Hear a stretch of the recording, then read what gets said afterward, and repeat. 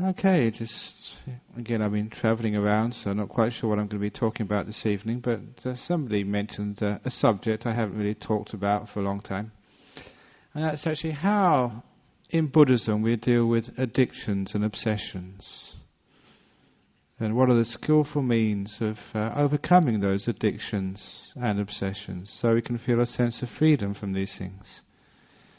Because certainly that Buddhism is incredibly strong on its psychology in the way of making use of our mind, working with it, to training it, to free it from some of those obsessions, addictions, ways of dealing with the world which don't really cause much happiness for ourselves and others.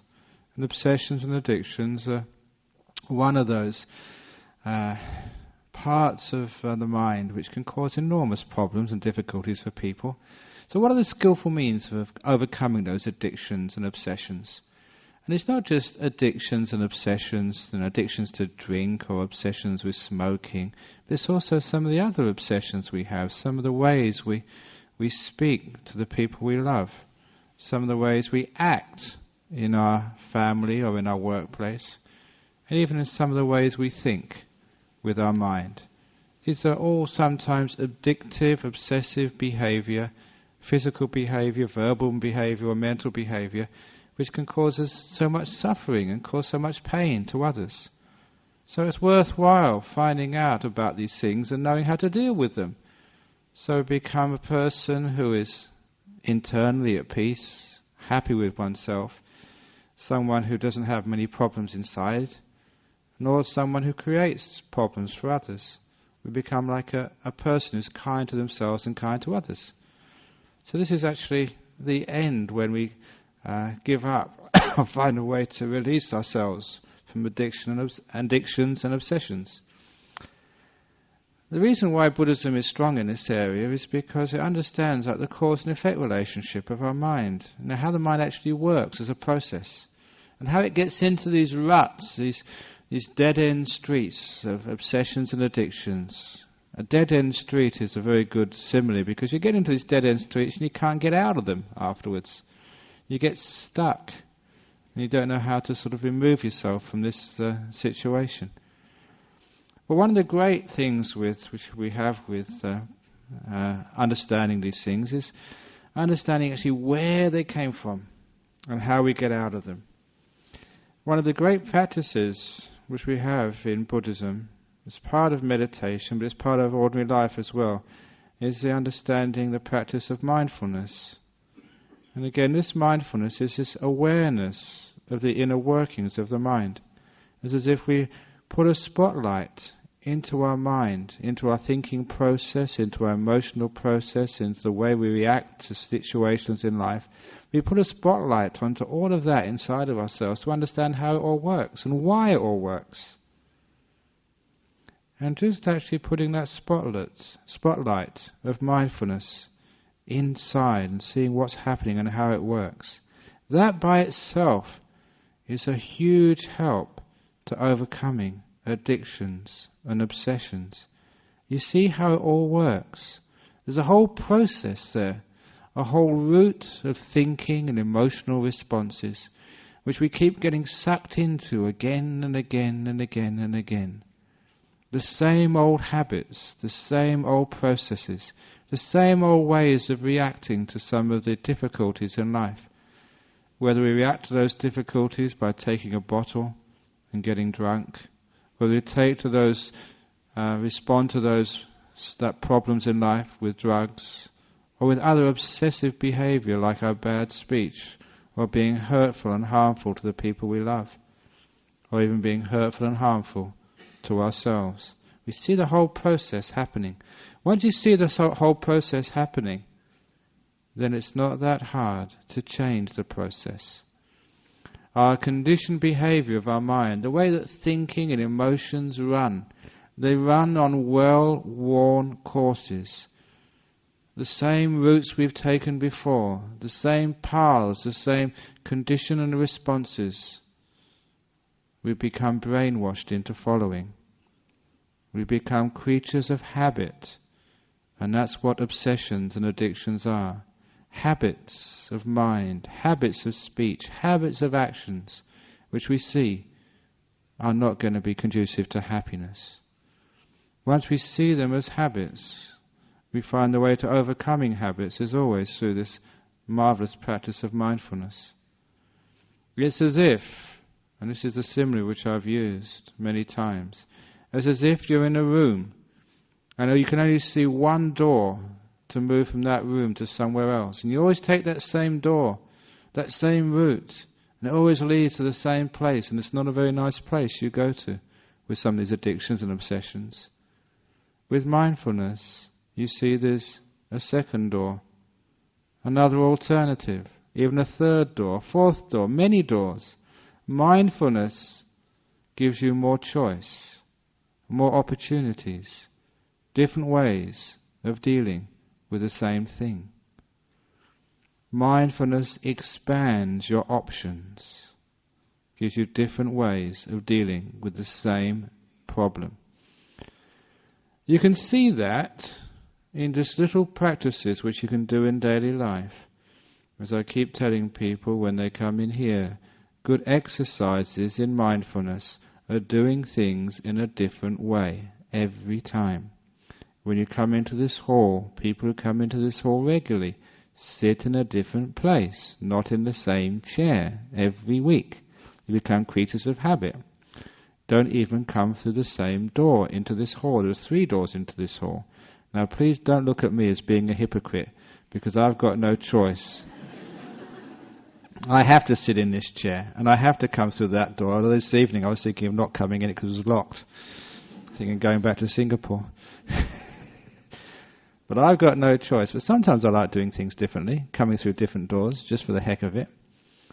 I did that, I think, a few weeks ago. I remember just instead of coming through this door, coming through that door over there, and people were really surprised. What's Ajahn Brahm doing coming from that door over there? What it does, actually, when you do things differently, it wakes you up. It gives you more energy. It gives you more life. If you become a creature of habit, you die slowly. Your mindfulness goes. Those people who get into routines, eventually their mind dies. It's called Alzheimer's disease. That's one of the reasons, I reckon, why people lose their mind, because they just keep doing things the same old way. Watching the same old movies on the TV, the same old soap operas, going to the same Buddhist society every Friday night. Live on the wild side, do things differently. When I teach in meditation retreats, it's great talking about sort of mindfulness. And you start doing things a slightly different way. And you understand, these are just examples. Well, sometimes I just didn't actually get onto the breath meditation because I ran out of time. I started a bit late, I'm sorry about that. But when we do breath meditation, one of the techniques which I found very effective on getting people interested in the breath is actually breathing backwards. You know how to breathe backwards? Breathing backwards means you breathe out first, then you breathe in. Most people breathe in first, then they breathe out. When you do breath meditation, breathe in, breathe out. When you say take 3 breaths, what breath do you start with? The in breath, don't you? So you try it the other way around. Breathe out first, then breathe in. You can just try it, and it should be exactly the same, but it's not. It's different. You're doing things slightly differently. And that makes it far more alive, far more sort of new, fresh. And you have to be more alert with it. Or like in the morning when you first get up. When you brush your teeth, which side of the mouth do you start from? Whether the top or the bottom. I challenge you, this evening when you brush your teeth, or tomorrow morning, whenever it is you next brush your teeth, notice where you start your brushing your teeth. Next time, start from a different place. Put a bit of variety into your brushwork. If you start on the top left-hand side, then start on the top right-hand side, the bottom, start in the middle, do things differently. Then you find actually even brushing your teeth in the morning, a simple thing like that becomes more exciting. You have to put more effort and energy, you're more alert, you're more aware of what's happening. What you're doing is little exercises to increase your awareness of what's going on in life.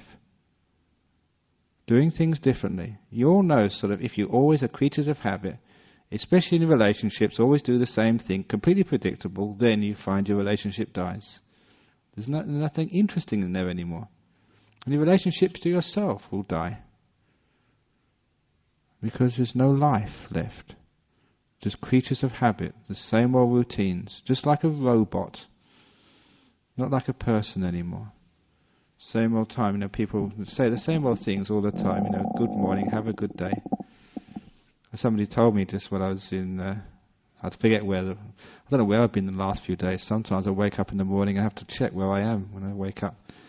They were saying that, I think it was Peter Ustinov or something. He was in the United States and people say, have a good day. And his response was, I've got other plans. A great response, that. And so have other plans. In other words, be mindful, be alive. And this is actually the way we develop this wonderful way of looking inside of ourselves, at our mind, at our heart, at our life, which gives us more options.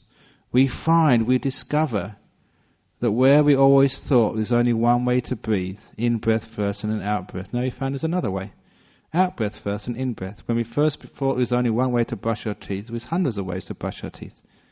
When we thought there's only one place to sit, there's hundreds of places to sit. When we thought there's only one response when our husband says this and really gives us a hard time, we find there's many responses. We find that people can't push our buttons anymore because we've got more buttons than they ever know about. We've got secret buttons and they can't press those. And we respond in innovative ways, suitable for the occasion. If we become a creature of habit, we're predictable, other people can control us. They know exactly how to make you unhappy. That's why when somebody starts, trying to upset you, when they try and make you angry, when they call you a slob, and you say, yeah, actually that's quite right, I am a slob. That really sort of upsets them because, you're agreeing with you. I didn't expect that. When they call you fat, you say, yeah, I'm fat. And they're trying to upset you, but they can't do it. That when somebody's trying to upset you and make you unhappy, if you really want to get your own back, agree with them. Because that really upsets them when they don't play the game of button pushing. What we're saying here is there's other responses rather than the ordinary ones of getting upset and allowing yourself to be controlled. Obsessions are like that. You allow yourself to be controlled by your habits. When you stop those obsessions and addictions, you find this incredible amount of freedom. You find you don't have to always respond in the same way to the same stimuli. You can be free to respond in other ways, innovative ways, different ways. And this is how one starts to stop those addictions. If it's, say, alcohol or cigarettes or bad speech, one sees the whole process happening. One recognizes it because one has been mindful, one has been observed inside what's actually happening. And after observing it, one sees the whole process going, especially at the beginning of the process, when it starts, it's very easy to stop. The forks in the road are at the beginning. But once you get onto the freeway, it's a long way until there's a next exit. If you get into the freeway of anger, the freeway of addictions, once you're on there, you get in a stream of traffic and it may be many, many kilometers before you can get off that particular habit. But at the beginning, that's where you have the most power. It's like a train. Once a train leaves the station, it's having a lot of momentum. You try and put on the brakes, it's so hard to stop. It's got this huge amount of weight going so fast, a huge momentum. Or it's like the tree. When it's a small sapling, it's very easy to pull out of the ground. But if you leave the sapling there for too long, it's this huge tree and it's very difficult to take out. Habits are like that. If you can catch them early, it's very easy. There was a monk friend who, because of an injury in the Vietnam War, would have epileptic fits. And the way he overcame that whole process of epileptic fits was actually to use mindfulness to know the whole process which would lead into having a fit. He would watch it. And because he watched it and observed it and understood the whole process, when he saw the process starting, he could take evasive action. And that's why he never had those fits anymore. He could see what's going to happen. If he continued on this route, this is what would happen next. So he took other paths. He went through other doors. And he got over this. So if it's an addiction to alcohol, or addiction to drugs, or addiction to cigarettes, or addiction to sort of harmful behavior, we see what's going to happen. We've been down that road before.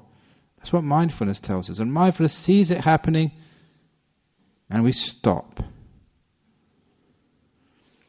We also have to understand the danger it gives to us. Usually that's not so hard to see, some of the addictive behaviors. We know it hurts, we know it harms, we know it creates problems in our life. Please recognize that and remind yourself of it. And then you can use what I call, I especially use this in my meditation retreats, the simile of the snake. The simile of the snake came about from my experiences as a young monk in northeast Thailand, in the jungles of northeast Thailand. I went back there recently, just a few days ago. But those jungles have changed a lot. In particular, where there was once many, many snakes, there's only a few left now. So I tell the monks, oh, you've got it too easy these days. In the good old days, there were all these snakes around. And I remember telling the story a few weeks ago, a week or two ago, when I've even peed on a snake. It's a very dangerous thing to do. I wouldn't recommend it to anybody. Meditating all night and getting up in the morning, used to go to urinate in the bushes. And that one morning, it was at dawn, and the light wasn't all that clear anyway, and I was a bit sleepy. And there was a stick, a branch of a tree in front, which I urinated on, and the branch started to wiggle. And I realized it was the branch after all, it was a snake. And I moved away very quickly. Part of my anatomy was exposed. But fortunately, I apologized to the snake very quickly. So the snake stood away and didn't take its revenge. But there's so many snakes in those days. But in particular, these monasteries were very, very poor in those early days. And I remember clearly, we used to have all these meetings in the morning and the evening. And after the evening meeting, you had to walk through the jungle on these very, very, very narrow paths from the hall to your hut where you slept. Maybe it was quite a few hundred meters sometimes from the hall to your hut, sometimes 100, 200 meters. And obviously you tried to use flashlights, but it was so poor that many times we had the flashlights but no batteries. I remember actually going to see my teacher, Ajahn Chard, ran out of flashlight batteries. Can I have some batteries? He said, I'm sorry, you can't, we've got none. There's none here. So I had to walk back from the hall to the place where I was sleeping without a flashlight. And in those jungles, even the starlight, there's too many trees, so you can't actually get any light coming into the jungle. It's really, really dark. And you knew there were snakes about, hundreds of them. And as I was first told when I went to Thailand, they told me there were 100 species of snake in Thailand. 99 are venomous, and the other one strangles you to death.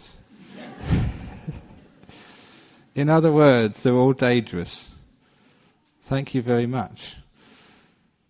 So I had to walk back, knowing there were snakes around, and knowing those snakes were very dangerous. And the nearest hospital was a long way away, there was no phone.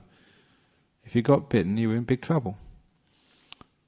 So I used the simile of the snake. Because I knew they were a danger, because I knew there were many of them around, and they were lying on the path, it meant that I was always on the lookout for them. I wasn't mindless There was a danger there. I had to get from the hall to my hut. I was looking out for them. My mindfulness was very strong, and they were focused on the danger which lay on the path. Because I knew there was a danger, and I was focused on that danger, and I was alert, awake, mindful of it, I never got bitten. Sometimes you see a snake there. You'd either jump off over it, or you sort of go around it if you could, or you take another path. Because I was on the lookout, and I knew it was a danger, I always managed to avoid it. It's called my simile of the snake. If an obsession, an addiction is a danger to you, whether it's alcohol or anger or depression or whatever, if you identify that as a danger and you know it's on the path in front of you in your life, know it's a danger and be on the lookout for it.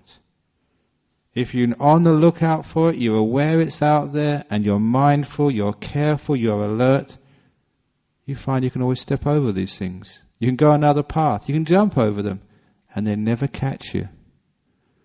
So if it's alcohol, you can see it coming. You know alcohol, if you take that one glass, you have to take the second and the third and the fourth. And some person said that if you just take one glass of alcohol, that's okay, it doesn't really matter, does it? That's what people ask me over here. One glass of alcohol is okay, isn't it? And somebody compared it to like a fire.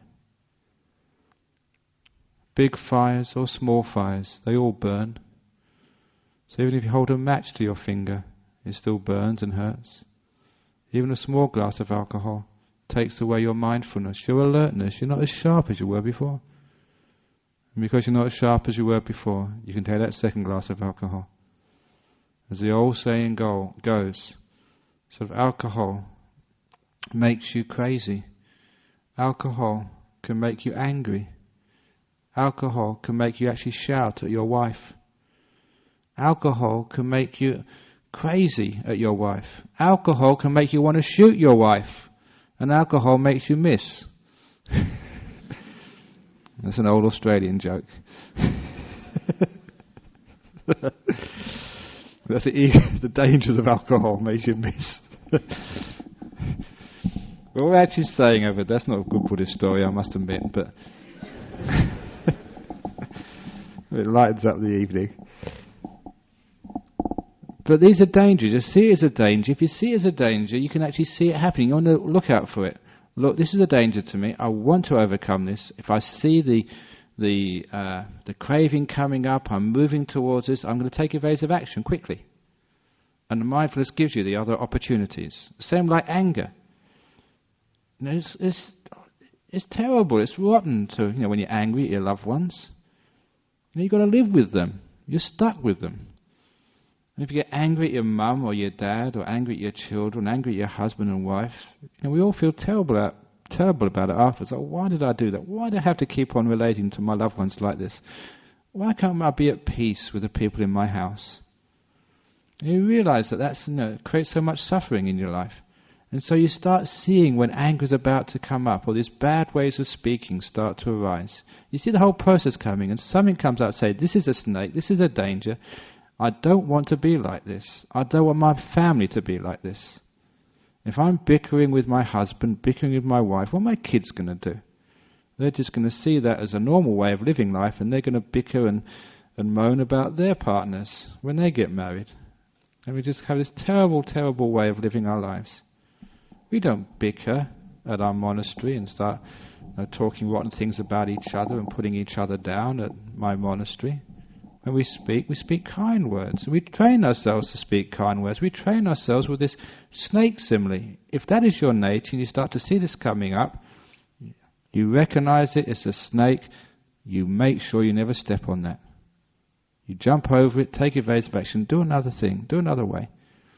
So one of the ways of escaping from addictive behavior is remove yourself. Go away from the bottle. Go away from the cigarettes. Don't have them in your room. Move yourself away from the irritation. Instead of shouting at your wife, just go to your room. Or even better, come to the Buddhist center. Come to the temple. It's actually one thing which I always remember. This man came to our monastery in Thailand many years ago when I was there. And he just came up to me and asked, can I stay at the monastery for a few days? We had lots of accommodation at our monastery in Thailand in those days. I said, yeah, sure, you can come. Have you come to learn some Buddhism? He said, no. Have you come to learn some meditation? He said, no. So what have you come here for? He said, because I've had an argument with my wife. What a wonderful thing to do. Instead of sort of going down the pub, instead of going out with his mates, instead of going out to kill himself or something, he came to the monastery. I said, okay, you can come and stay for a few days. He was no problem at all. But after 3 or 4 days, he came up to me and said, can I go back home now? He wanted to take leave. I said, why do you want to go? He said, because I miss my wife and I sort of feel cool now, I feel calm. I want to make up. What a very skillful way of doing things. And when people actually are angry and upset, instead of actually taking it out on some other people, they actually go to a calm place, remove themselves from the trigger of their ill will to a calm place, to a peaceful place, to cool down, to take evasive action. So if you've got friends who get you into bad trouble, if you are in with a bad lot, and this is not a bad lot here, when you come to the temple, don't think, if people say you come to a bad lot, this is a good lot in this temple. So you come to a good place, it gives you good energy, you feel good about yourselves, and you're removing yourself from the problem. That's one of the things to do, remove yourself from those things which trigger your addictions, your obsessions, and those bad ways of doing things. And then, once you've removed yourself, you find it's a great way of overcoming those things. Once you've removed yourself from the problem, then actually you can contemplate it much better. There's an old saying in Chinese culture, say, to love the tiger, but at a distance. To love the tiger, but at a distance. So it means, what that means is, you can't go loving a tiger by patting him on the head or tickling him under the chin. They're going to bite your hand off. What you can do is, when you're away from this, the danger, then you can contemplate it, then you can love it, you can change your attitude towards it. Sometimes it's very difficult. When there's somebody who's always, again, pushing our buttons, making us angry, making us upset, giving us a difficult time, it's so hard actually to understand what's going on when you're too close to it. Removing yourself from the problem gives you more options. You can see things in a different way. You can love the tiger at a distance. When they're close to them, all you have is fear.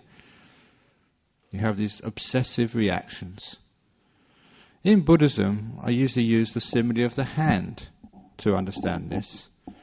A hand, our problem, our addiction, the stimulus which creates these negative responses, is like a hand which we're holding too close to ourselves. Like my hand now, you can all see, it's so close to me, I can't see any of you.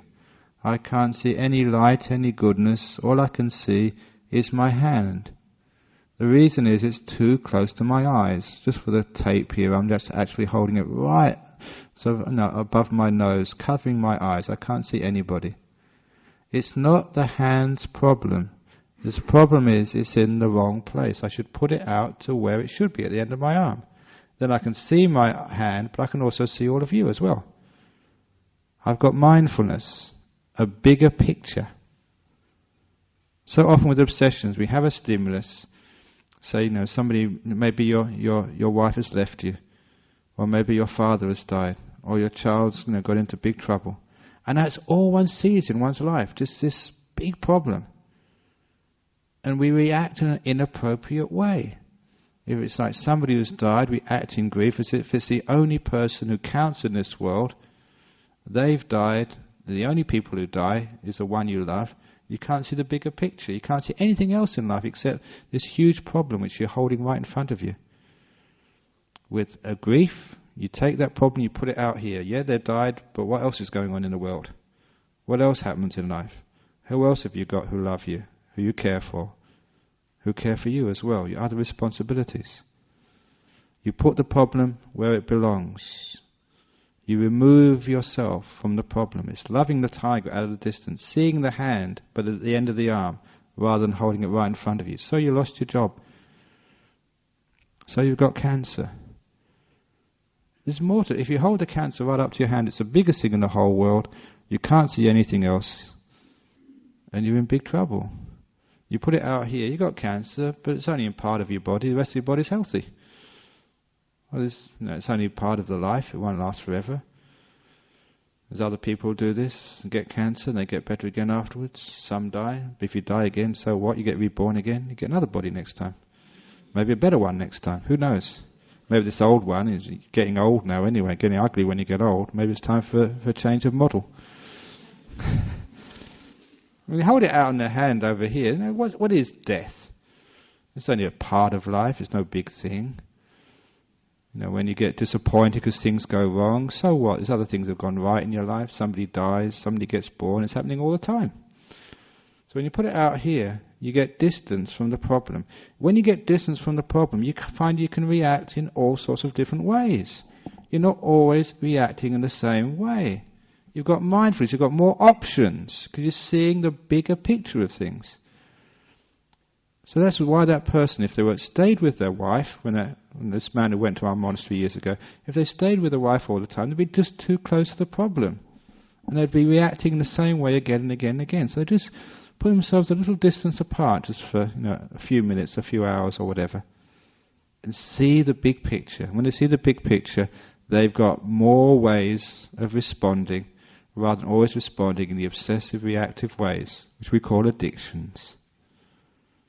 Remove yourself gives you more wisdom and gives you more ways of dealing with things. Also, when I say love the tiger at a distance, it's also this idea of love and kindness is also crucial to overcoming addictions. Because a lot of addictions and obsessions are like a self-hurt. And we take alcohol, we know it's hurting us, we keep on doing it. Why? You know, we say these terrible things to each other. We know it hurts us to say these things. We keep on doing it. We push ourselves. We deny ourselves happiness and freedom and peace. Why? We have the pain of losing a loved one. Why is it we sort of keep that grief here? It's very clear to me as a Buddhist, as a meditator, to know that so many people are afraid of happiness. They just don't want to be happy. They don't want to be free of the problem. They don't want to be free of the addiction. You know why? It's because they don't love themselves. They don't really care enough about themselves. Something they did in the past, some guilt, some mistake, they keep right there in their hearts. I don't deserve to be happy for what I've done. Basically is the cause of those addictions. Most addictions, most harmful and hurtful behavior start from this deep-seated guilt inside of themselves. The idea that I need to be punished, that I don't deserve happiness, I don't deserve to be free. Which is why loving kindness becomes the next method of overcoming addictions. To start with that, we have to not feel guilty, not feel upset, not to have this terrible feeling of having to punish oneself because of the addictions. I'm an alcoholic, therefore I'm bad, therefore I don't feel good about myself, therefore I have to take more alcohol. I don't feel happy myself because of something I've done. I feel upset, therefore I have to make other people unhappy through anger and ill will, which makes me feel even more unhappy. We keep these cycles of unhappiness. I am unhappy, therefore I feel guilty, therefore I want to punish myself, therefore I want to be more unhappy. These cycles of self-hurt. They keep on saying in the Western world that lack of self-esteem, lack of inner happiness is one of the biggest mental problems of human beings. I don't have a lack of self-esteem. I'm quite at peace with myself. I don't think of myself as a great person, as a medium person, as a small person. This is what in Buddhism we call conceit. There's 3 conceits in Buddhism. I am better than other people. I am the same as other people. And I am worse than other people. It's interesting that third part is also a conceit. I am worse than others. In Buddhism we don't even measure ourselves against others. We've stopped that measuring. comparing ourselves to others. So being better or being worse or being the same just doesn't even come up. This actually frees ourselves from judging ourselves against others, which again is the root of guilt. Other people are okay, but not me. So when actually we overcome this sense of guilt, we overcome it with a sense of like loving kindness, which is a great way of overcoming addictions. You find if you're giving a bit of kindness, you're giving a bit of love, and you give that bit of kindness and love to yourself, you find that addictions and obsessions are very easy to overcome. Which is why the meaning of love, as you've all heard me say many times, is to say to yourself, the door of my heart is open to me no matter what I'm doing, no matter who I am.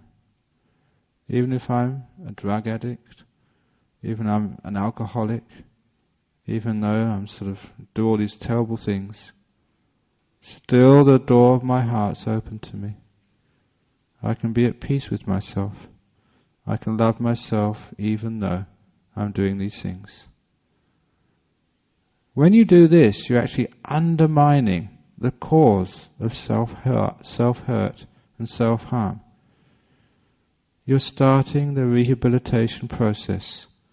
You're rehabilitating yourself, allowing yourself to be, accepting yourself for who you are, being at peace with yourself.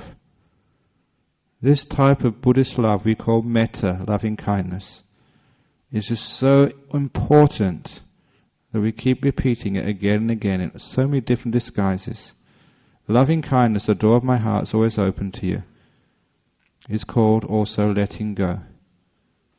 You're letting things be as they are rather than trying to change them. It's called contentment. In particular, it's called love. You're making peace with yourself. When you make peace with yourself, with all of your faults, if you try and make yourself perfect before you love yourself, I'm going to give up my addictions, give up all my old bad habits, give up all the bad speech, give up all the terrible things, then I can love myself. You'll find you'll never make it. If you try and be perfect before you're at peace, you will die before you're at peace. What we have, the way of peace, is learning how to be at peace in the middle of imperfection. To be able to love someone even though they're not perfect. To be able to love someone even though they're far from perfect. To love someone even though they may be even bad. Because that love is what heals the badness and stops it. There's many, many stories in the world when someone has received some kindness, some affection, some love, some acceptance, and all their destructive behavior towards themselves and others stops. Stops right there. There are many stories of people who have done some terrible crimes, and someone has come along and accepted them as a human being for who they are. And they've taken that person as a brother, as a father, as a mother, and would never do anything to harm anyone ever again. It's the power of kindness and love. And that power of kindness and love is actually how we overcome those addictions. Instead of hating ourselves for our addictions, for our obsessions, for our bad behavior, we get to this amazing leap of courage, this leap of faith, doing things in a completely different way, finding a door where there shouldn't be a door, and saying, in spite of all my alcoholism, in spite of all my addictions, in spite of all of this, the door of my heart is open to me. When you become at peace with yourself, when that love goes to yourself, when that forgiveness goes to yourself, when there's no reason to harm and punish yourself anymore, you find it so easy to give up those addictions. The reason for self-harm is taken away. The reason for punishment has been overcome. The path to freedom is open to you. Addictions and obsessions, hurtful behavior, is like being in a prison. You know you can open that door at any time. No one else puts you in a prison, only yourself. No one else punishes you, only yourself. Because you know that you are the owner of your karma, as they say in Buddhism. You're punishing yourself. You're imprisoning yourself, no one else. It means you can also free yourself. Let yourself go. Let it be. Be at peace. To love the tiger, even though the tiger can be very wild. You can tame the tiger through kindness. That tiger inside of you, the heart, the hurt, the critical mind, the fault-finding mind, you can tame that. When it's tamed through loving kindness, the door of my heart's opened. You find that those addictions are so easy to let go of. Because the root cause of them, the self-hurt, and when it hurt other people, is gone. You can give up. You can give up the alcohol, give up the drugs, give up the hurtful behavior. It's easy to do. People are only angry at others because they don't love themselves. They're not at peace with themselves.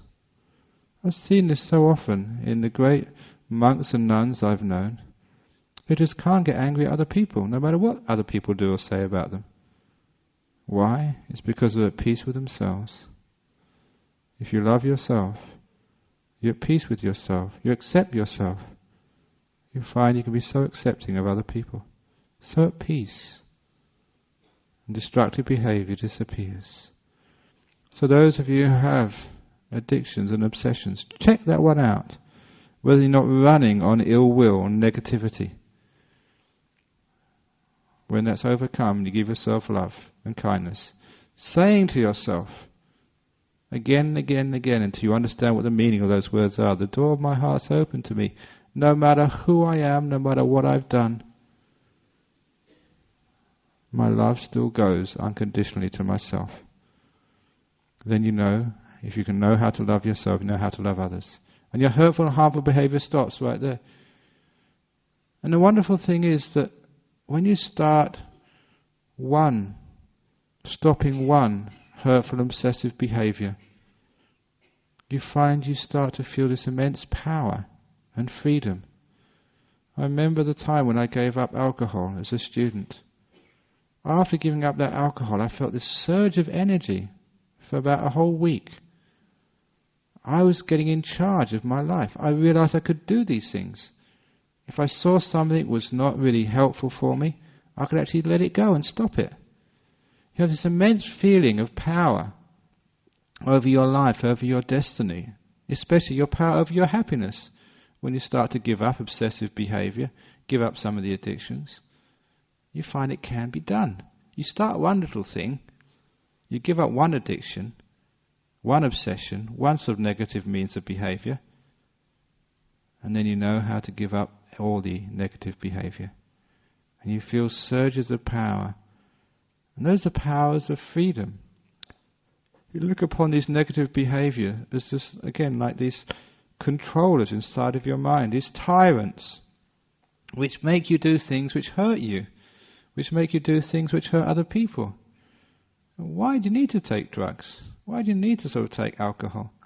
Why do you need to, it costs a lot of money, alcohol. Very expensive. It'd be much better to take a cup of tea and give the difference into the donation box. I know it's not good for the economy, but it's good for the Buddhist Society's economy. So why do we do these things? And we realize we don't have to do these things. When we don't do these things, life is so much freer. When you don't have to have alcohol, you don't have to have drugs, when you don't have to watch these stupid soap operas. And sometimes, people don't come on a Friday night because there's an important soap opera on a Friday night, or Tuesday evening in Armadillo they can't come because All Saints is on. You get all these addictions which people have to all these things. They stop them really enjoying themselves. They're not free anymore. They can't go anywhere because they have to be in for this and they have to be for that and they have to be for something else. And this is crazy, the addictions people have. You're not free. So when you overcome addictions one by one, you feel this great surge of freedom and power. Yeah, you can watch it if you want to, but you don't have to. You can watch the footy if you want to, but you don't have to. If something else is more important, you can stop. You can criticize someone else if you want to, but you don't have to. You're not a creature of habit anymore. You're not predictable. And you've got no buttons which you push this one and you got the response. And that makes you an amazingly free person. People can call you a pig. Instead of getting angry, just go oink oink. Make a joke about it. You do all sorts of silly things and makes it like people can't make you angry. And you won't get angry. You won't allow anger in your house. You're free of it. You don't have to take alcohol. You can go into the pub and just have an orange juice with your friends. You're much more in control. You can live your life free from those things you know which hurt. Because mindfulness gives you more opportunities. Love, loving kindness, frees you of guilt. Simile the snake. You realize what the problem is. You make it sure it's in your mind so you can overcome it and free yourself from it. 3 very simple methods. I also said removing yourself from the problem, from the trigger. Simple methods to overcome addictions. And eventually you overcome all those addictions in your mind, not just the gross ones of like drugs and alcohol, really self-destructive behavior, but also the other ones of like fault-finding and ill will. Isn't it strange that these people we love, we always tend to, whenever we speak to them, it's always pointing out faults. Isn't that what happens to you? When people talk to you, how often is it fault-finding? You didn't do this, you didn't do that. And how often is it praise? Oh, thank you so much for doing this. Thank you for being such a wonderful wife. Thank you for being such a great husband. Those of you who are married, last week, how many times has your husband actually praised you and said, what a wonderful wife you are? How many times has your wife said, no, I really appreciate you as a husband? And how many times have been fault-finding and critical? You understand what I mean? Those are negative behaviors which don't create any love and happiness in the world. So please change those addictions and obsessive behaviors, and you feel more freedom and happiness. And change that towards yourself. So you praise yourself. You have gratitude to all the effort you've put into your lives, all the goodness which you've done. That makes you free. It makes you happy. Gives you energy. Energy to do good in the world. Addictions and obsessions are like put you in prison, harming yourself, and you're unable to really give service to the world. Free yourself from those addictions and sufferings, and then you can do what life is really all about. Serving the community, increasing the gross national happiness of our community. I read that about the King of Bhutan. He's got this program, because it's a poor country. They don't want it. It was the last country in the world which had televisions, Bhutan. Only in 2000 they started to have a television service in the country.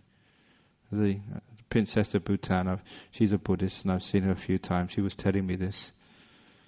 And the king, her sister, her brother, has got this new program now. Instead of the gross national product, which is what Western countries find is important, the Buddhist king of Bhutan has got this program, the gross national happiness. And he wants to increase the gross national happiness of his country. This is the main thing of his country. That's why the government is working. That's what they're working for.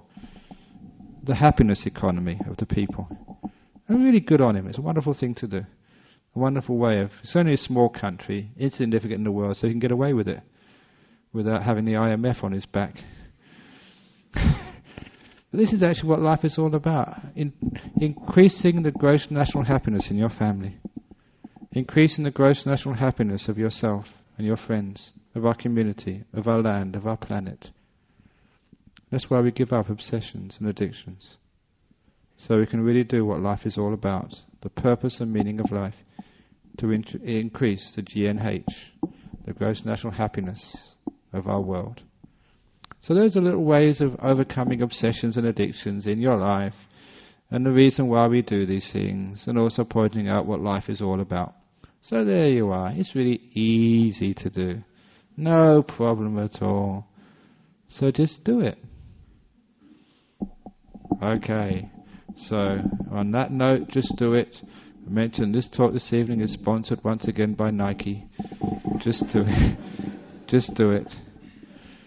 It's also that when you're free, it's just so wonderful. It's also sponsored by Toyota. Oh, what a feeling.